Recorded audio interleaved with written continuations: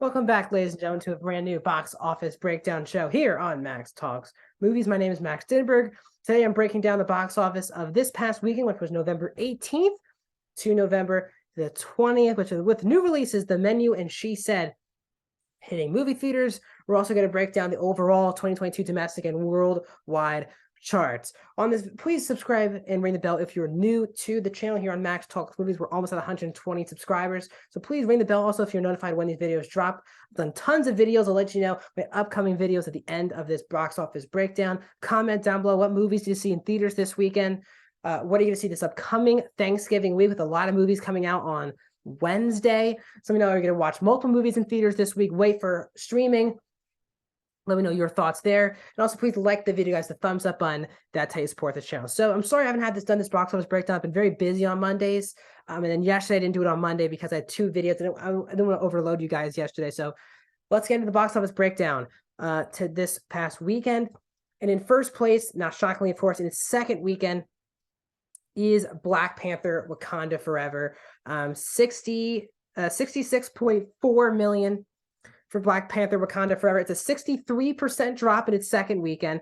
It's now at 287.1 million domestically. It's already passed $500 million worldwide. A lot of people at the beginning, its opening weekend, said this was not good enough because obviously this film has not done as good as the first Black Panther film, but very similar to Spider-Man No Way Home and Doctor Strange in the Multiverse of Madness, this film did have this kind of drop off. This film does still have a realistic shot at $1 billion.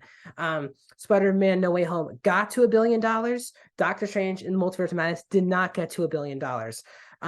So we'll see. The first Black Panther did, because it's already in $500 million. It's already passed, by the way, Black Adam's domestic and worldwide weekends in just 10 days of release. In 7 days of release. So great numbers for Black Panther. It's really good numbers for Black Panther Wakanda Forever. We'll get to the great part of it the more we keep going the next couple of weeks. Again, it really does have no major competition really until Disney's own Avatar midway through December. So Black Panther Wakanda Forever should still be a #1 for a while now upcoming here at the domestic box office. The only one of the three new releases that hit theaters this weekend, I should say, coming in second place is The Menu. Again, that was from Disney. Black Panther is from Fox Searchlight, which is also kind of Disney. The Menu opens to $9 million. Now, this is not a great total for The Menu. It's skewed very male and white and old. This for me, I guess I'll just do my little rant. If you didn't see the menu review that I did yesterday, I really love this movie. And I do feel like these are the types of movies that people do need to support in the theaters. These are fresh, original films, and this just wasn't good enough. Now, this does not compare to what She Said did, which we'll get to at the end of our top 5. But this is just not a great number for The Menu. I think a lot of people probably think this is more fit for a streaming film. It feels like people are going to wait for this movie. Did have a B+ cinema score. So not audiences didn't adore The Menu, but critics for the most part did really enjoy The Menu. So 9 million since opening. The other film that came out this weekend that's not She Said is The Chosen Season 3, episodes 1 and 2. They have done this for every single season, releasing the first couple episodes just in theaters. And the people who love this show do all come in droves to see this movie in theaters. It is in third place with a $8 million, an $8.7 million opening. This was literally under $200,000 away from The Menu, which is an actual movie. So that's kind of crazy. But 8.7 for The Chosen Season 3 for episodes 1 and 2. This is obviously from Fathom Events. And just this TV show has continued to release some episodes in theaters, and they've always gotten into the top 5 in its opening weekend. So just a complete shocker, as always, to the box office that these types of things people want to see in the movie theater. In its 5th weekend at #4 is Black Adam from Warner Brothers Discovery. 4.6 million. It's a 43% drop, and Black Adam is at 157 million. This is a big loser, big fat loser for both Warner Brothers Discovery, for DC, and most importantly, honestly, for The Rock. This was supposed to be a film that changed the landscape of the DC universe. Spoilers really quickly, bringing back in Henry Cavill in a post-credit scene. The Rock heavily promoting this movie. And based on recent totals, this movie needs to rack up $600 million just to break even on this movie. And it's not even at $400 million yet. So this is going to be not a moneymaker for The Rock, not a moneymaker for DC, and not a moneymaker for Warner Brothers Discovery. So really bad news all the way around. As I said, Black Panther is already well over $100 million more than Black Adam. No one thought Black Adam could compete with Black Panther Wakanda Forever, but its worldwide box office being toppled in 7 days by Black Panther, that is an astonishing number. So The Rock, he might be the most lucrative actor working today, but he still isn't the box office draw that I think a lot of people assume that he is. Because this is his most successful movie as a lead actor, and it's not going to make money. So that's a big deal. Hanging in the top 5, even though it has become available to rent on PVOD, is Ticket to Paradise from Universal. It makes another $3.1 million. That's a 46% drop. It's up to 61 domestic for Ticket to Paradise from Universal. As I said, this movie has already been available for 2 weeks now to rent or to buy on demand. So people still seeing this in the movie theater, I guess, shows there isn't a lot of offerings that people want to see in a movie theater right now.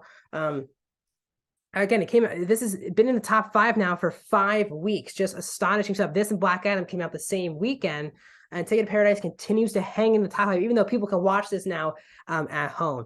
The other big storyline, as I said, was She Said, the big Oscar hopeful about the New York Times breaking the story of Harvey Weinstein.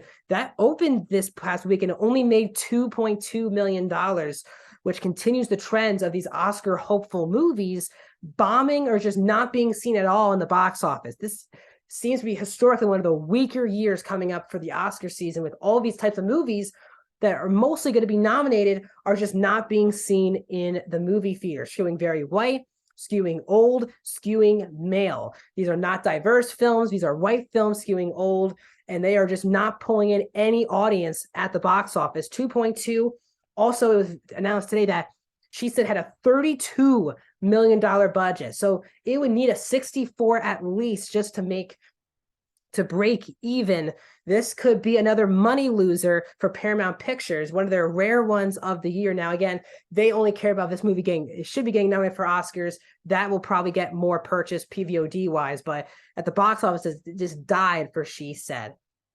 When we look at the overall domestic charts this year, not a lot has changed. Top Gun Maverick at 716, Doctor Strange in the Multiverse of Madness at 411, Jurassic World Dominion at 376, Minions: The Rise of Gru at 369, The Batman at 369 as well. Minions: The Rise of Gru just itching past The Batman by 100 grand. In that situation, number 6 is Thor: Love and Thunder at 343.